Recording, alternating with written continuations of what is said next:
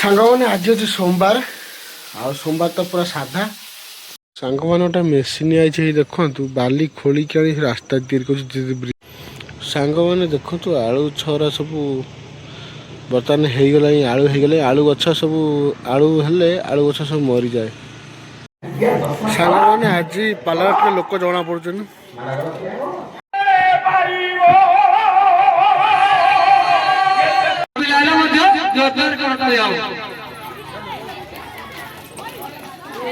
ଜୟ ଜଗନ୍ନାଥ ସାଙ୍ଗମାନେ, ଶୁଭ ସକାଳ। ସାଙ୍ଗମାନେ ସକାଳୁ ସକାଳୁ ଉଠିଥିଲି ଆଜି। ପାଗ ଟିକେ ପରିବର୍ତ୍ତନ, ଟିକେ ଶୀତ ଲାଗୁଥିଲା। ସାଙ୍ଗମାନେ ଆଜି ଯାଉଛି ଦୋକାନ ବାହାରିଲି। ଦୋକାନ ସାରିକି ଘରକୁ ଫେରିବା। ଆଉ କ'ଣ ଦେଖିବା ସାଙ୍ଗମାନେ ଦିନମାନ ବ୍ଲଗ୍ରେ ଆଜି କ'ଣ ହେଉଛି। ଫଲୋ ମି। ସାଙ୍ଗମାନେ ଆଜି ଅଛି ସୋମବାର ଆଉ ସୋମବାର ତ ପୁରା ସାଧା। ଶାଗ ଭଜା ହେଉଛି, ପାଳଙ୍ଗ ଶାଗ, ରସୁଣ ଲଙ୍କା ଜିରା ଦିଆ ହେଇ ପାଳଙ୍ଗ ଶାଗ ଭଜା ହେଉଛି, ଖିଆ ହେବ।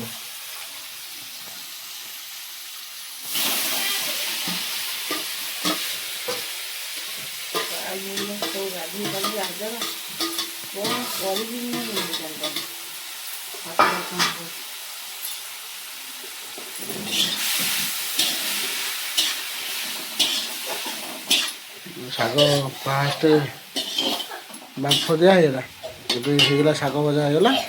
ଶାଗ ଟିକେ ଖାଇଲେ ମଜା ଲାଗିବ, ଆଖି ଶକ୍ତି ପାୱାର ବଢ଼ିବ ଆଉ।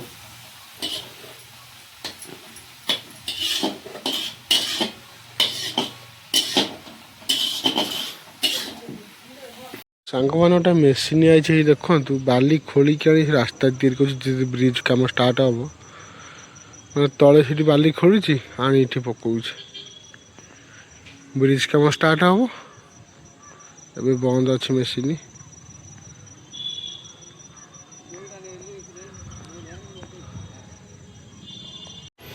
ସାଙ୍ଗମାନେ ଦେଖନ୍ତୁ ଆଳୁ ଛରା ସବୁ ବର୍ତ୍ତମାନ ହେଇଗଲାଣି। ଆଳୁ ହେଇଗଲେ ଆଳୁ ଗଛ ସବୁ ଆଳୁ ହେଲେ ଆଳୁ ଗଛ ସବୁ ମରିଯାଏ।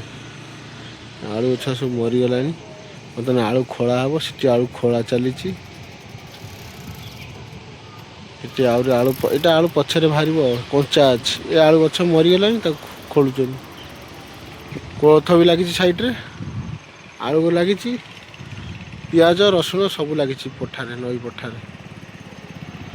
ଅତି ସୁନ୍ଦର ଦୃଶ୍ୟ ଦେଖାଯାଉଛି ବ୍ରିଜ୍ ଦେଖନ୍ତୁ ସାଙ୍ଗମାନେ।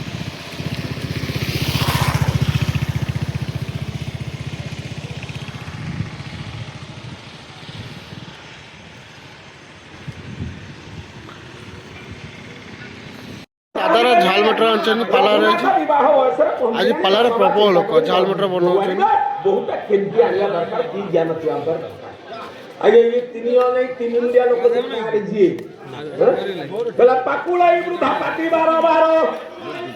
ଭଲ ଝାଲ ମୁଢି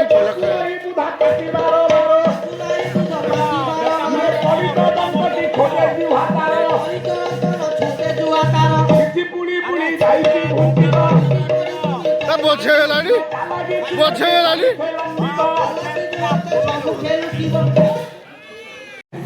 ସାଙ୍ଗମାନେ ଆଜି ପାଲାହାଟରେ ଲୋକ ଜଣା ପଡୁଛନ୍ତି।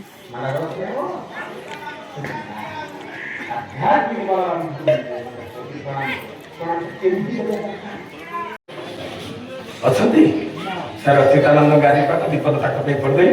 ଆପଣ ଶୁଣୁ, ଝିଅଟିଏ ଭଲ ଆଣି ବୋହୂଟିଏ ଭଲ ଆଣିବ କହିଲେ ପରିବାର ସମ୍ପର୍କରେ ତା ମା ଚରିତ୍ର ସମ୍ପର୍କରେ ଜାଣ, ବାପା ଚରିତ୍ର ସମ୍ପର୍କ ଭିତରେ ଜାଣ, ତାପରେ ଝିଅ ଭିତରେ।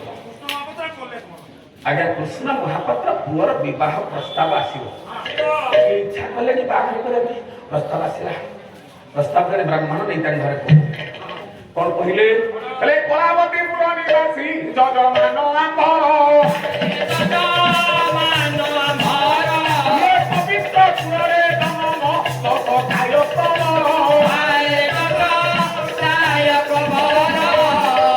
ଚିର ଦୂଷଣୀୟ ହେଲେ ମୋର ମଧ୍ୟସ୍ଥପଣ ପର ସୁଖେ ହେତୁ ଘେନିବେ ସମାଜରେ ଆପଣ।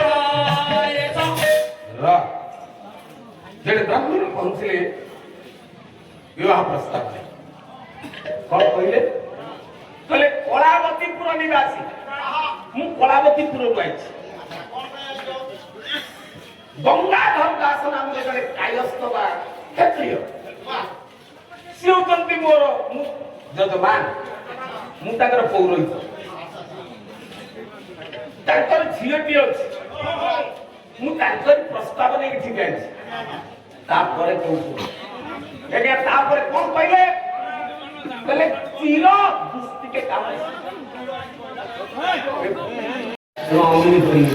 ଜାମିନି ତା ପାଇଁ ହେବେନି ମଧ୍ୟସ୍ଥି କରିବେ ମଝିଆ ଲୋକ ହେବେନି ଜମା କାହିଁକି ହେବେନି ଆଜ୍ଞା ବଡ ଭାଇ ଆମ ଗାଁ କಡೆ ବଳଦ ବିକ୍ରି କରିବ ଗୋଟେ କିଣାଳି ଆଇଲା କିଣିବା ପାଇଁ ସେ ଦେଖିଲା ବଳଦଟି ମନକୁ ଗଲା ତାହେଲେ ବଳଦଟି ଭଲ କିଛି କିଣିଛି ପଚାରିଲା କେତେ ପଇସା ନବୁ କହିଲା 30,000 ଟଙ୍କା ନେବୁ କହିଲା ନାଇଁ ମୁଁ 30,000 ବଳଦଟା ମନକୁ ଯାଉଛି 30 ନେଉଛି 25 ନିଏ ନା ନା ତ ପଳା ମୁଁ 30ରୁ ଗୋଟିଏ ଟଙ୍କା ହେଲେ କମ ଦେବି ଆମ ଗାଁରେ ଜଣେ ଭଦ୍ର ଲୋକ ଥିଲେ ତାଙ୍କ ପାଖରେ ପହଞ୍ଚିଲା ଗଲା ବନ୍ଧା ତ ସେ ବିକ୍ରି କରିବ ଆଉ ମୁଁ ତ କିଣି ବୋଲି ଭାବୁଛି ଆଉ ମୁଁ 25 କହୁଛି 30 କହୁଥିଲା ସାର ଭାଗ କର হয় ନା ନାଇଁ ସାରେ ସାର୍ ଏମିତି ଗୋଟେ ସାର ଭାଗ ମଝିରେ କରନ୍ତି ନା ନାଇଁ ତାହେଲେ ଟିକେ ସାର ଭାଗ କରିଦିଅ ଇଏ ଆଇଲା ସାର ଭାଗ କରିବା ପାଇଁ କହିଲା କେତେ କହୁଛୁ ନା 30 ତୁ କେତେ କହୁଛୁ ନା 25 କହିଲା 30 କି ଛାଡ 25 କି ଛାଡ 28,000 ଟଙ୍କା ଧରା ବନ୍ଦ କଲା ଇଏ ସବୁ ସାଙ୍ଗେ ସାଙ୍ଗେ 28,000 କାଢିକି ଭଦ୍ରଲୋକ ହାତକୁ ଧରିଲା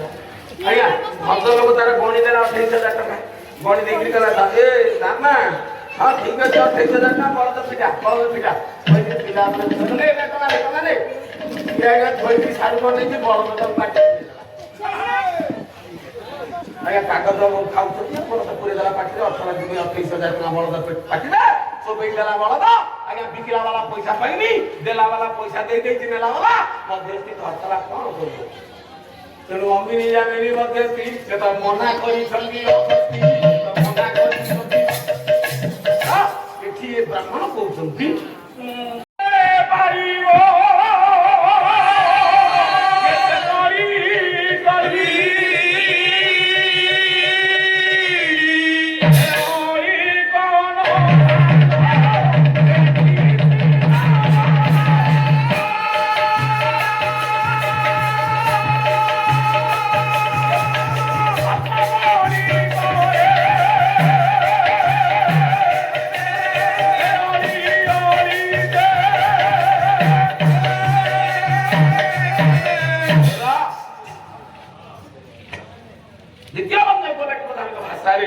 ବ୍ରାହ୍ମଣ କହୁଛି ବଳି ଶୋଭା ଶୋଭା ବଳି ବଳି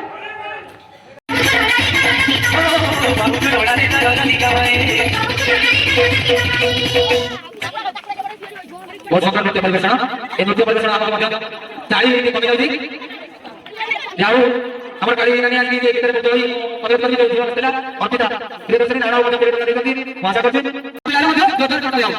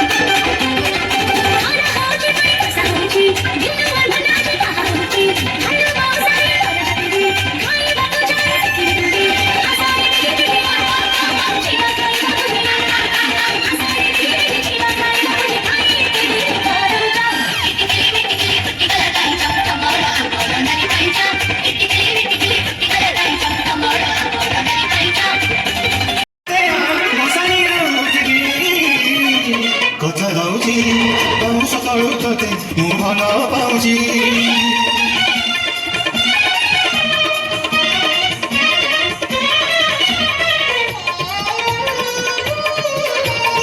ସାଙ୍ଗମାନେ ଦିନମାନର ବ୍ଲଗ୍ ଆଜି ଏମିତି ଥିଲା ଭିଡ଼ିଓ ଯଦି ଭଲ ଲାଗିବ ଲାଇକ୍ କରିବେ ସେୟାର କରିବେ ସବସ୍କ୍ରାଇବ୍ କରିବେ ରହୁଛି ସାଙ୍ଗମାନେ।